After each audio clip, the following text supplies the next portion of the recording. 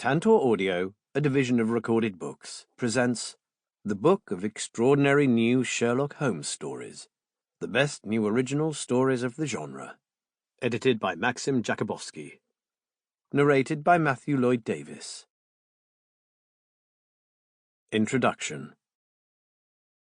Ever since his most inspired creation by Sir Arthur Conan Doyle, the appeal and popularity of Sherlock Holmes has never abated, and the demand for new adventures of the iconic sleuth continues to this day, helped on by the latest elegant TV series, in which he is played by Benedict Cumberbatch, in the footsteps of Basil Rathbone, Jeremy Brett, and so many other extraordinary actors who have incarnated the mythical sleuth from 221B Baker Street.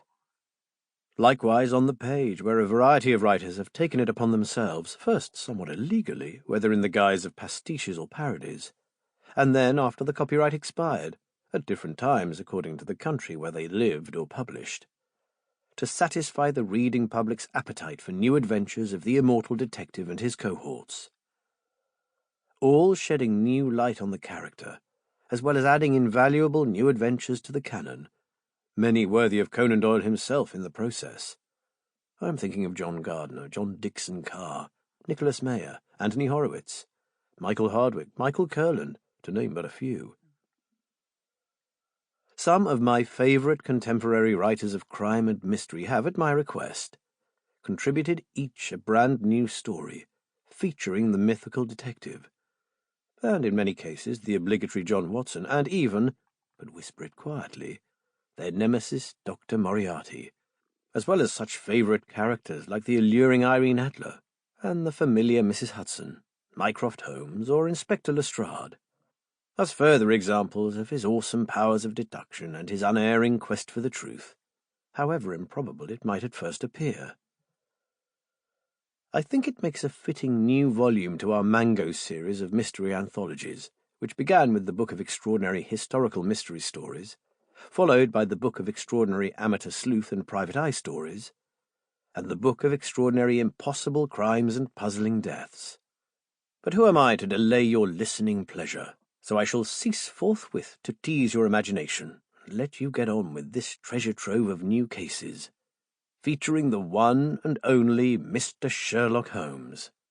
The game is most definitely on. The Adventure of the Milford Silkworms. Lavi Tidar. Abridged from papers discovered amidst the estate of the late Dr. Watson, with annotations. My great-grandmother, you see, cultivated worms, the young lady said. I had been woken far too early from a sound sleep at the insistence of Holmes, who was in turn woken up by Mrs. Hudson. I no longer asked the reason for my rude awakening. It was always a client. Holmes's clients, I had come to learn, especially the wealthier kind, had their own ideas as regards to sociable hours and the appropriate time in which to make a call. I ran a comb through my hair, dressed, and went to join Holmes in the sitting-room, where a fire was already burning and a service of coffee awaited, as did the young lady who came to talk about worms. My name, she told us, is Constance Cornwallis West.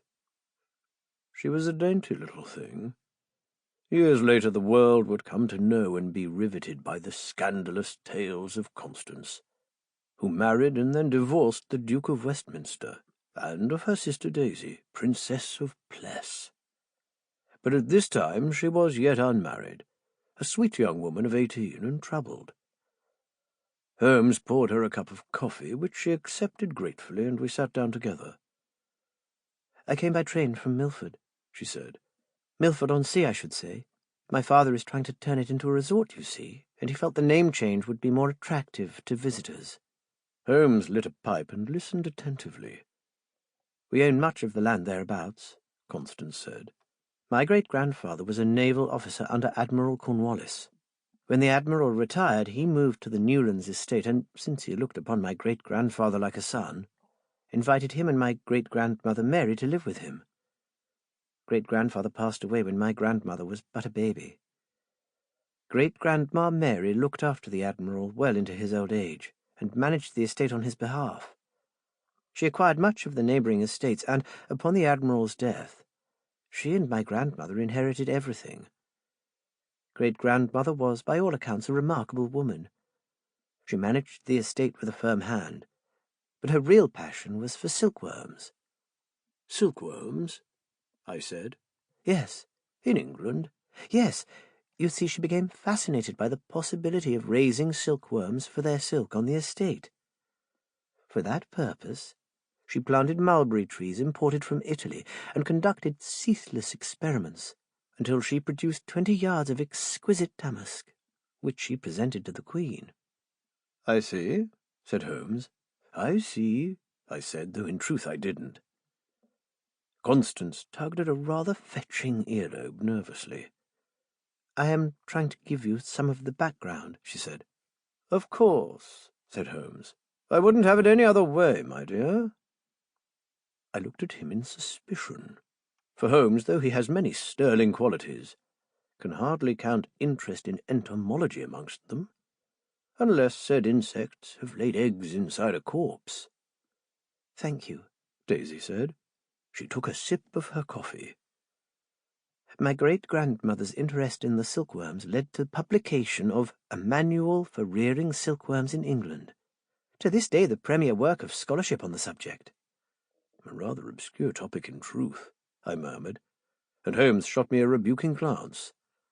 "And to a correspondence with Charles Darwin, the scientist. Are you familiar with his work?" "Of course," I said, "the naturalist. He had interesting ideas about music, as I'm sure I've said to you in the past, Watson," Holmes said. I looked at him blankly, and he waved it away for another time. "Darwin asked my great-grandmother first for specimens of her silkworms for him to study. Later he asked her to assist his research by conducting breeding experiments on her caterpillars in order to see if she could produce a strand with dark eyebrows." "Eyebrows?" I said. "Yes. My great-grandmother complied.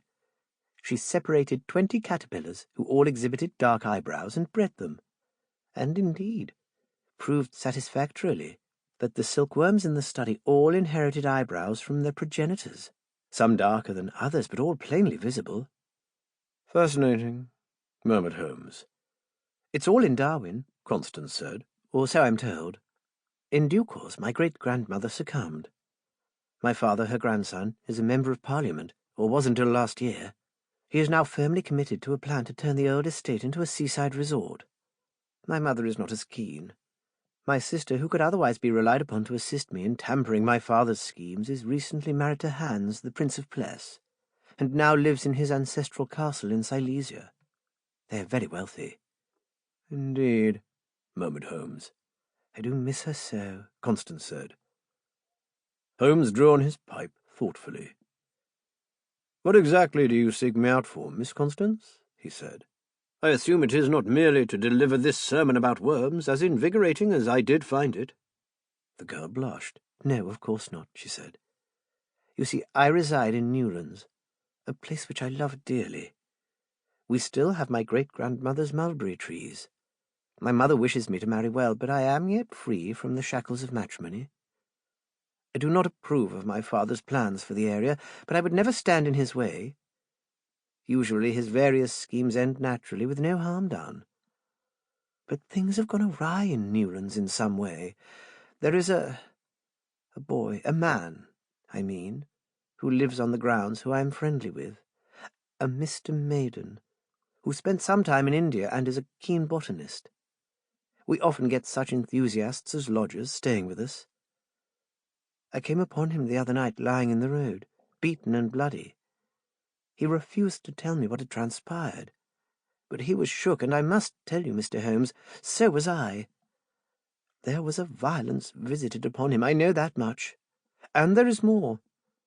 Strange lights at night, moving about and vanishing like will-o'-the-wisp. And then there's the matter of the goats." "The goats?" I said. "Yes," Constance said. "They're acting strangely."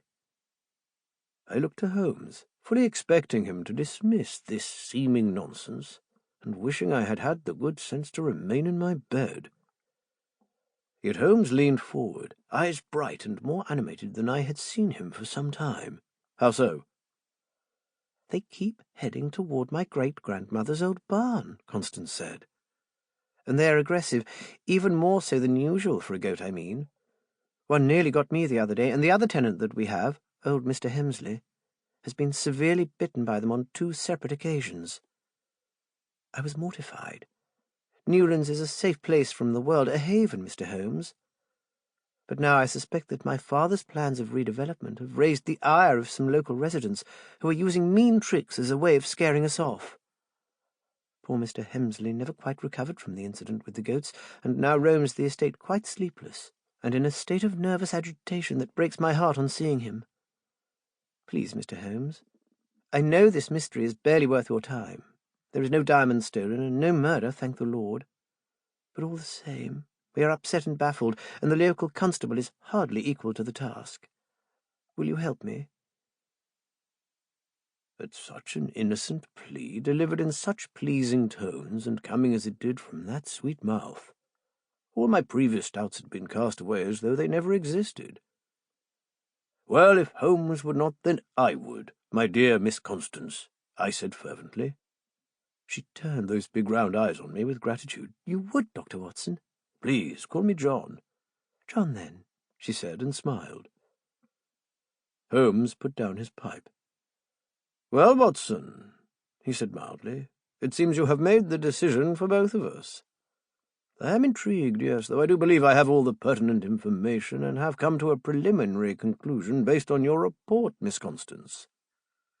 But a theory is no use unless it is—" He smiled. "How would your great-grandmother might have put it? It should be experimentally tested. Yes. Besides, some sea air in the countryside would do us both good, don't you think, Watson?" "You wish to go to Milford?" I said in surprise. "Milford-on-Sea," Holmes said. "A change is as good as a rest after all, Watson, as Miss Constance's father would surely agree." If there is one thing Holmes likes, it is his Bradshaws.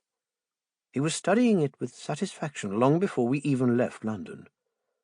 "There is everything in Bradshaw's," he told me. "Everything." "It's just the train timetable," I said, "and anyhow, the train is late." "Think how such a fact could prove an innocent man's alibi, or another man's guilt," he said. "But our case does not involve trains, Holmes," I said patiently. The train was finally coming into the terminal in Charing Cross, and I was only sorry Miss Constance could not accompany us. She was visiting London to see her sister, the newly minted princess, who was staying at the Langham. She seemed much more at ease after unburdening herself to us, and left with a smile, saying she would meet us the next day at Newlands.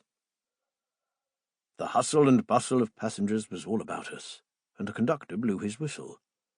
I wore a suit perfect for the country, and quite relished our unexpected holiday on the seaside. Mrs. Hudson had thoughtfully prepared for us a picnic basket, and despite Holmes's occasional grumbling of her limited cuisine, I thought she was a very good cook. "Ah, here we are," said Holmes, as he closed the Bradshaw's Guide loudly. "Shall we, Watson?" "Yes, Holmes," I said, following behind him with both of our luggage. Once settled on the train, and with pleasant views going past us, I opened the basket. Mrs. Hudson did not disappoint. Besides the cutlery and napkins she had thoughtfully packed, there was a handsome meat pie, boiled tongue, ham sandwiches, a tin of sardines, and the crackers to go alongside them, some hard-boiled eggs, a cherry cake, and a hot flask of strong coffee. "Now, that's better," said Holmes, after we had tucked in and spent a not inconsiderable time doing little by way of talking and much by way of filling our stomachs. He turned his twinkling eyes on me. "So, Watson, what do you make of our young client's story?" I shrugged and refilled my coffee. "In truth, Holmes, I find there is not much in it. No doubt, as Miss Constance said, some of the local residents are resentful of the father's redevelopment plans and wish to scarper it by staging a charade. The beating of the botanist, this Mr. Maiden, is a sorry escalation. but no doubt there is a simple answer, and the whole matter can be brought to a rapid conclusion once you identify the culprits." "Is that so?" said Holmes. "Indeed," I said, warming up to my theme.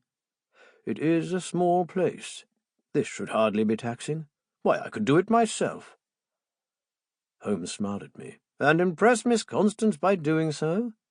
"I wish only for her happiness," I said. "Is that so?" said Holmes. He sipped his coffee. "In that case, I shall leave that part of the investigation to you, Watson. By all means, go amongst the people of Milford and see what you can find out. You have an honest face and an honest manner. I could not think of anyone better for the task." I looked at him a little suspiciously, but he seemed sincere.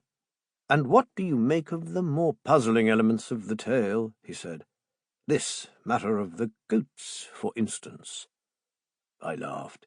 "Anyone who knows goats knows they need neither rhyme nor reason to get cross," I said. "Why, when I served in Afghanistan, they were a total pest." Holmes nodded. "You have thought this through," he said. "You disagree with my assessment?" Holmes shrugged.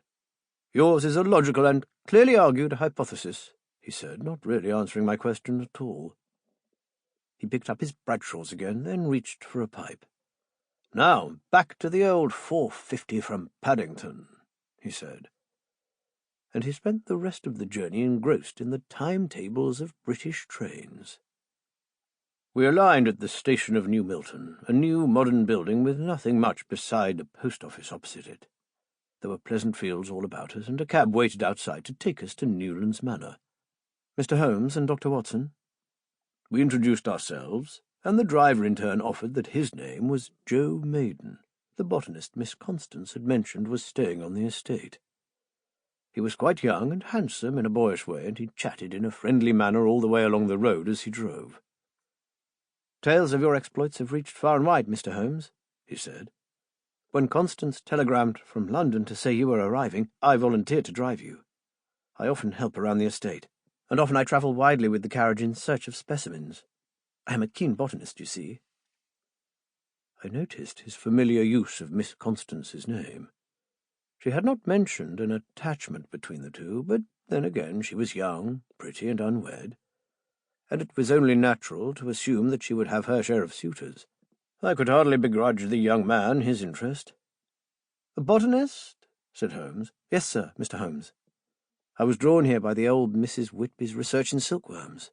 She had imported a remarkable number of mulberry trees which remain on the estate, even though the rest of her research had long been put away, and the silkworms, I believe, are long dead. My uncle, Joseph, after whom I am named, made his fame with a study of the eucalyptus tree in Australia. I hope to perhaps more modestly do the same with the mulberry." "A worthy ambition," said Holmes, who had little interest in botany beyond poisons, and who knew nothing of practical gardening. "And your search takes you far and wide?" "I am interested in the local distribution of the mulberry," the young man said, "and other plants. But I fear to bore you," he said, laughing. "Are you here for a holiday? The coast is charming this time of year, and I will be more than happy to show you around. In truth, there is little to do on the estate. I could take you to Milford, where there are many pleasant activities to undertake, and you could even charter a boat for the short ride to the Isle of Wight." I looked at him in some suspicion, for had I been of a more sinister bend of mind, I would have got it into my head that he wished to keep us away from Newlands. I also registered then the marks of a beating which Miss Constance had mentioned to us. "I see you have been in a struggle," remarked Holmes, as if on cue. "This?" Maiden touched his face self-consciously and winced. He was in the driving seat of the cart, but the horses were docile and the road all but empty, and he was half turned to speak with us. "It is nothing," he said. "I fell in the dark. I feel very foolish, and Miss Constance, I mean, made too much of a fuss about it, I fear."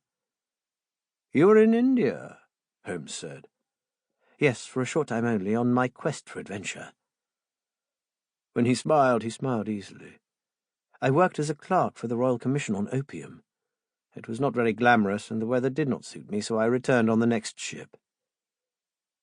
Holmes lit a pipe and made no further comment. We watched the gentle land roll past us. It was not long before we reached Newlands. It was a pleasant estate, very green and sedate, and as we drove in we came upon a curious figure. "Ahoy there, Bill!" young Joe cried. The man, who was older and wore a shabby tweed jacket with muddy boots, turned and glared at us. I noticed he was holding leaves in his hands, and, as I watched in horror, he shoved them into his mouth and began chewing. His eyes were red and his manner furtive, as though he was either angry or scared. "Who goes there?" he called back. "It's just me, Bill, old boy. Get back to your bed. You should not be wandering around in your condition."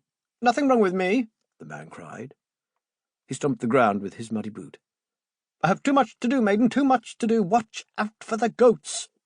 He turned his head this way and that, then seemed to spot one such animal in the distance, at which point this otherworldly apparition gave a cry of fear or rage and ran off, leaving a trail of leaves behind him. "Poor Bill," young maiden said. "He has not been himself recently." "He is a fellow botanist," said Holmes. "Oh, a respected one," Joe said. "I am but a dabbling amateur. William here is the real deal, but his nerves are weak, and he was advised to come here for the rest and peace the seaside offers. I fear he is not getting any better, though." "I see," said Holmes. "I see nothing," I muttered at him softly, and he smiled. "Are the goats really such a menace?" he asked Joe Maiden. "Frightful, diabolical creatures!" the young Joe cried. And for a moment I glimpsed, underneath that handsome boyish face, a cold, dark fury I had not imagined could be there before. "They're monsters, Mr. Holmes. They eat everything. Try as I might to guard my specimens, these fiendish beasts get in and gobble them up without so much as a by your leave. Nothing is safe from these predators." "You keep important specimens?" "Well, I would not say important," Joe said, "but important to me, yes, Mr. Holmes.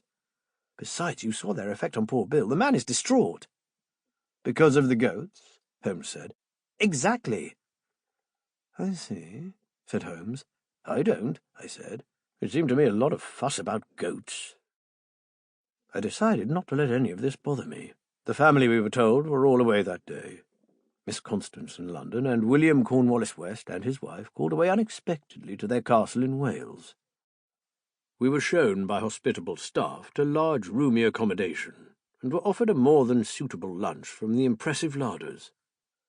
Before long I found the quiet and the fresh air to have a most invigorating effect on me, until I was humming contentedly to myself. "Stop that," said Holmes. "I beg your pardon. You are humming."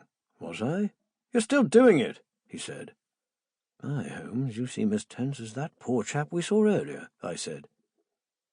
He paced restlessly. "Why keep it quiet?" he said. "That is what I don't understand." "I'm sorry." "They confound me," he said. "They are either very dumb or very smart, Watson, but I cannot tell which." "You make no sense, old boy," I said. "Shall we take a walk? It is such a pleasant day." "Yes," he said, "we shall do that. I want to see what's in the old barn." "If you wish," I said, thinking to humour him. We donned our hiking clothes and set off at a brisk pace. I could hear birds chirping and the rustle of winds in the leaves, and the air was perfumed with flowers. I could smell, too, the sea in the distance, and thought longingly of a dip in the waters. I was about to suggest this to Holmes when we came upon the goats. Goats really are mean when the mood takes them. These blocked our way and looked quite disgruntled. They chewed on everything in sight. "Shoo!" Holmes said, brandishing his walking stick. "Shoo!" The goats stared at him much as young Wiggins of the Irregulars might have stared at Holmes in this situation. "Watch out," I murmured. But the goats had no interest in us.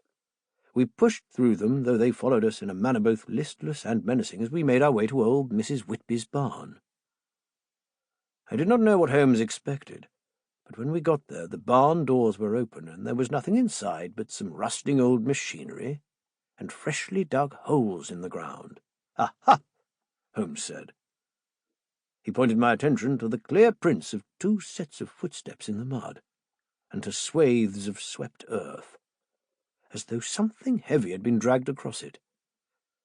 "There is nothing here," I said. "But there was," he said. "There was." "Holmes," I said, "I see no great mystery here.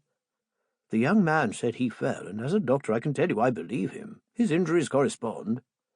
The old man seems to suffer from some form of hysteria, and was no doubt recommended the seaside as a balm for his nerves. The goats are merely goats, and there is nothing in the barn. I suspect this is all a big ado about nothing. What of your insistence that it was the townsfolk behind it? Holmes said. I shrugged. I am happy to undertake the onerous task of visiting Milford by sea and partaking of cake. I mean, making inquiries amongst the locals, I said. Would you care to join me? You go ahead, Watson, he said. I shall continue my walk. We shall reconvene in the evening and compare notes. Very well, Holmes, I said, for there was no arguing with him when he was in that mood. I left him there, and though I could not find Joe Maiden, I did find one of the servants who took me into town. He was a good-natured sort, a native to the area, and much attached to the family. Oh, no, sir, he said upon my inquiry. We are all excited for the work. You will see, you will hear it in a moment.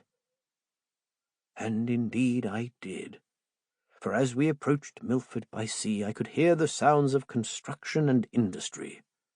Men shouted, hammers fell, saws cut, beams were raised. The man was right. The workers seemed happy at their toil. Apparently Miss Constance's father paid a handsome salary, and the whole town had the smell of sawdust and fresh paint. The roads were newly laid, the shop fronts bright and colourful, and a new hotel was being erected. I shall drop you off here, sir, while I do a spot of shopping for the house, the man said. You can find me at the Crown, if you don't mind, sir, when you wish to return. I waved him cheerfully away, knowing a man who liked a tipple when I saw one, and embarked on a leisurely exploration of the village. It really was a very pleasant place, and one could see that Miss Constance's father invested much in this redevelopment. I decided to follow the coachman's example and visited the Gun, the Lion, and the Crown, taking a small drink in each one while chatting to the locals, who were on the whole welcoming and warm. No, they had no notion of any trouble at Newlands. No, they were delighted with the plans for the village that Cornwallis West had. No, there were no problems with the local goats. Here they looked at me a bit strangely. By the time I made it to the Crown, I was a little bit tipsy and had to acknowledge that my initial theory was wrong. No one at Milford had cause to make trouble at the estate. I had one more drink in the pub with its old ship's timber and merry fire, and as we returned to Newlands, I was once more humming contentedly, anticipating dinner and a good night's sleep. In both of these hopes, as it turned out, I was to be disappointed. A strange light bobbed in the darkness toward us as the carriage followed the path through the trees. I stared, for this was evidence at last of Miss Constance's story. There, I said, look! The driver tried to make the horses go faster, but in his addled state almost slipped off the cab. At that moment a tall, maddened figure burst out of the foliage, light shining forth, and the driver gave a cry of alarm. "It's me, fool!" said a familiar voice. I stared as Holmes lowered the lamp, and his face was sharply illuminated. "Come quick, Watson, the game's afoot." "What got into you, man?" I said in alarm, for Holmes now resembled nothing so much as the old botanist we had met earlier that day, so wild-eyed and fidgety he was. "There is not a moment to spare." He gestured behind him, and I saw two more lights bobbing and weaving in the distance, somewhere in the thicket of trees. I jumped off the cab and followed Holmes, though I near tripped on a root and had to steady myself for a moment. Then we were off, trying to catch those elusive lights. But they kept vanishing from sight, and I kept tripping and losing my bearings entirely, and the leaves brushed my face, and an insect stung me. But Holmes was relentless, and gradually we gained on the lights, for in truth they were not moving so terribly fast, and I had the sudden suspicion that they were as inadequate in the dark as we were.